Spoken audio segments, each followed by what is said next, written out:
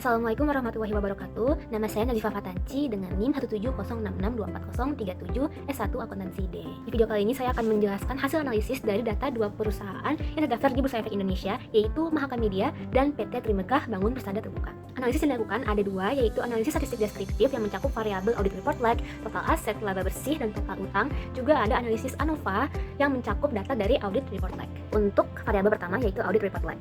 Di sini ada tabel distribusi frekuensinya yang terdiri dari 4 kelas. Baik, selanjutnya ada histogram dan polygon frekuensi dari audit report lag. Untuk ukuran statistiknya, dari sini kita bisa lihat kalau data ARL ketujuh observasi nunjukin variasi yang cukup tinggi dengan nilai minimum 84 hari dan maksimum 161 hari, artinya ada rentang 77 hari. Rata-rata ARL sebesar 11,57 hari berada di atas median sebesar 88 hari, yang nandain nih kalau distribusi ini miring ke kanan atau right skewed dengan satu nilai ekstrem tinggi yang menarik rata-rata ke atas. Modus 84 hari merupakan nilai terkecil dalam dataset yang muncul dua kali, yaitu NCKL 2024 dan ABA 2024, yang berarti kondisi terbaru di tahun 2024 mencerminkan ketepatan waktu yang terbaik. Nilai Q1 sama dengan 85,5 hari dan Q3 sama dengan 103,5 hari, menghasilkan IQR sebesar 18 hari yang relatif sempit, menandakan bahwa 50% data tengah terkonsentrasi pada rentang yang cukup ketat di bawah rata-rata. Deviasi standar sebesar 28,63 hari tergolong besar relatif terhadap nilai rata-ratanya, yaitu kurang lebih 28% dari rata-rata atau median. Sebagian besar ini dipicu oleh nilai outlier tahun 2021, yaitu 161 hari, dengan catatan bahwa di tahun 2021 itu hanya terdapat data Mahaka Media, sehingga nilai tersebut mencerminkan kondisi tunggal perusahaan, bukan tren umum kedua perusahaan. Tren ARL ini juga nunjukin penurunan konsisten dari 161 hari di tahun 2021 ke angka 84 sampai 87 hari di tahun 2023 sampai 2024. Dan itu didorong oleh peningkatan efisiensi audit untuk memenuhi mandat dari OJK yang menetapkan batas maksimal penyelesaian audit 90 hari pasca tutup buku. Variabel kedua yaitu total aset, dan ini ada tabel distribusi frekuensinya yang dibagi jadi 4 kelas. Sini ada histogram dan polygon frekuensi untuk si total aset. Selanjutnya ada ukuran statistik. Variabel total aset ini nunjukin banget perbedaan skala yang sangat ekstrim antar dua perusahaan.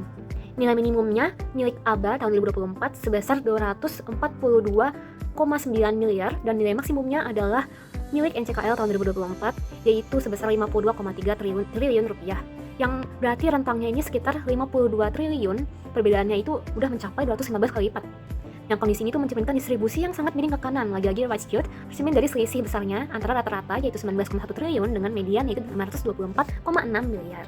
Lalu median yang jauh lebih rendah dari rata-rata ini menandakan bahwa lebih dari separuh observasi berasal dari perusahaan kecil yaitu Mahaka Media, sementara 3 observasi NCKL mendorong rata-rata ke atas secara signifikan. Deviasi standar 23,9 triliun bahkan melebihi nilai rata-ratanya, yang berarti data itu tidak kemungkinan kita cocok dianalisis secara agregat tanpa segmentasi perusahaan. Intrinsic quarter range-nya atau IQR-nya itu sebesar kurang lebih 39,6 triliun, itu sangat besar, menggambarkan bahwa 50% data tengah justru mencakup rentang paling lebar, dan tidak adanya modus menunjukkan setiap nilai aset itu bersifat unik, konsisten dengan karakter data pandang lintas perusahaan.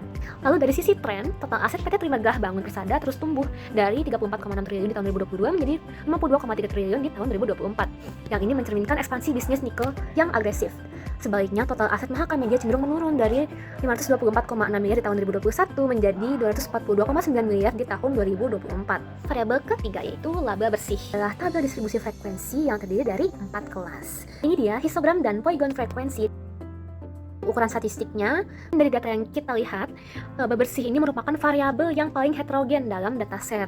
Nilai minimum negatifnya itu rugi 52,4 miliar pada ABA tahun 2023 dan nilai maksimumnya positif 7,7 triliun pada NCKL 2024. Hal tersebut itu mencerminkan dua kondisi bisnis yang sangat berbeda dalam satu dataset yang sama. Distribusinya ini lagi-lagi sangat right skewed karena ada rata-rata 2,75 triliun yang jauh lebih tinggi dari median 5,58 miliar akibat nilai ekstrem dari NCKL.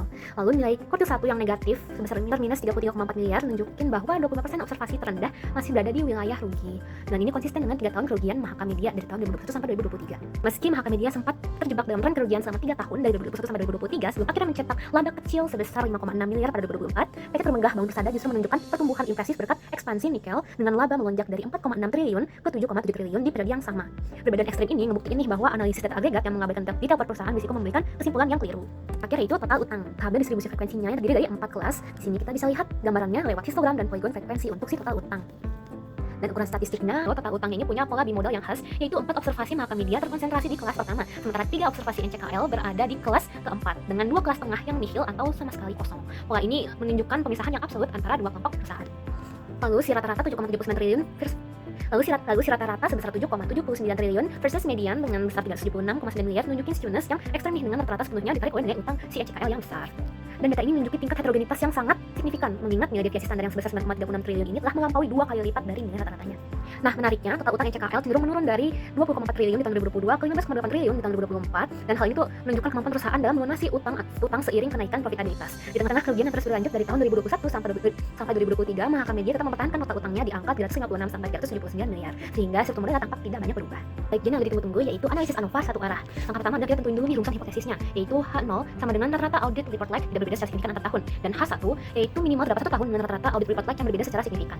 Selanjutnya adalah langkah untuk menentukan tingkat signifikansi. Di sini yang kita gunakan adalah 0,05. Statistik ujinya kita menggunakan F hitung yang dihitung sebagai rasio antara mean square between atau MSB dan mean square within, yaitu MSW.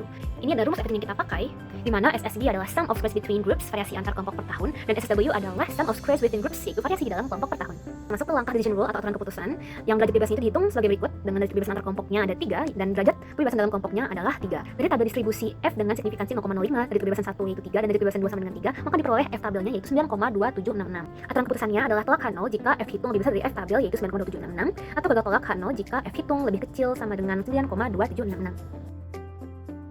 Hitungan SSB-nya menghasilkan 4.552,71 dan SSW-nya sebesar 365 yang akan kita gunakan di tabel si ANOVA yang diletakkan di kolom kedua. Lalu untuk perhitungannya adalah 4.552,71 dibagi dengan 3 sama dengan 1.517,57. Lalu untuk si MSW-nya 365 dibagi 3 sama dengan 121,67. Dan untuk hasil F hitungnya itu ada 1.517,57 dibagi dengan 121,67. Hasilnya ada 12,4732. Untuk p-value-nya sendiri adalah 0,0336. Putusan si ANOVA dan juga kesimpulannya. Untuk perbandingan nilai ini, F hitung sama dengan 12,4732 ini lebih besar dari F tabel 9,766. Berarti hasil keputusannya tolak H0. Dan p-value-nya 0,0336 itu lebih kecil dari signifikansinya yaitu 0,05. Artinya hasil keputusannya adalah signifikan. Lalu perbedaan rata-rata ARL antar tahun terbukti signifikan secara statistik pada tingkat kepercayaan 95%. Artinya terdapat perbedaan rata-rata audit report life yang signifikan antar tahun 2021, 2022, 2023, dan 2024. Berdasarkan inspeksi visual data tahun 2021 yaitu ARL 161 hari yang hanya ada di Mahakam Media tampak menjadi kelompok yang paling berbeda dan menjadi sumber perbedaan utama.